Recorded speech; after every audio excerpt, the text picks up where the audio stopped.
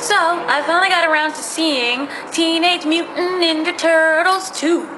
And I have to say that it is a vast improvement from the previous movie. The previous movie was so bad that as I was watching it, I completely forgot what it was that I just watched. So by the end of the movie, I had no recollection of the movie at all. This one is a complete 180 of that movie. Everything that everybody hated from the original is completely gone. They have worked a very cohesive storyline where the characters are in depth. There are growing teenagers who are they're not constantly fighting, but they're fighting about discovering their identity and whether or not they should come out of the shadows. And each character has a very distinct personality. They have motion capture that they did, so it's not like some guy running around with tennis balls on his head.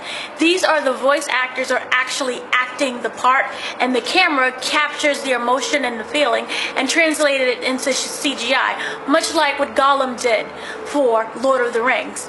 This is very, very well done in the special effects department. Now, when it comes to the big action sequences, it is done by the people who did Fast and Furious 7 and also Transformers. So you are getting a crazy amount of special effects. The fight scenes are great. The choreography is amazing. They are able to make Megan Fox walk and talk at the same time, and she does it effortlessly.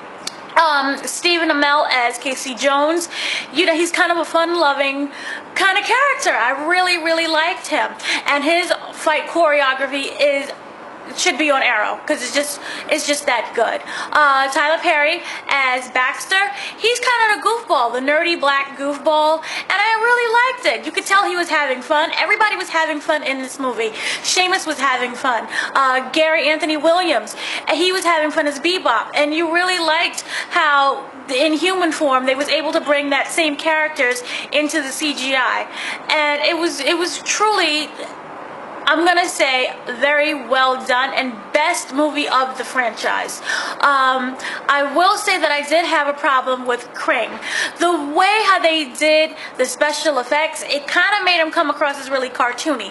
He's really jittery and all over the place, and I was really missing the banter that he had between Shredder and all the other characters. Them going at it, Shredder and Krang, it really wasn't there, and I would have loved to have seen more of that, because Krang usually just hangs out in the side and he sends Shredder and Bebop and Rocksteady to do everything, but it really wasn't like that in the movie. I mean, they did things for him, but I was just really missing that kind of chemistry between the two of the characters, and they didn't have it. I think they shortchanged them, and they also shortchanged Shredder.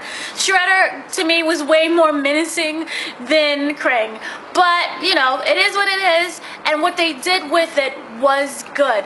The special effects, again, they really helped bring forth this movie. It is a kids movie, so it most likely will be criticized to death by all of the critics. They will bomb it, but I will say that if you have children, you will like it. If you are a fan of the Teenage Mutant Ninja Turtles, you will like it, because they really did incorporate a lot of the comics in with a lot of the cartoons. And if you really haven't heard of it, this is the movie that you should watch. Not the previous one, which was terrible, but this one right here. I loved it. You might like it, so yay!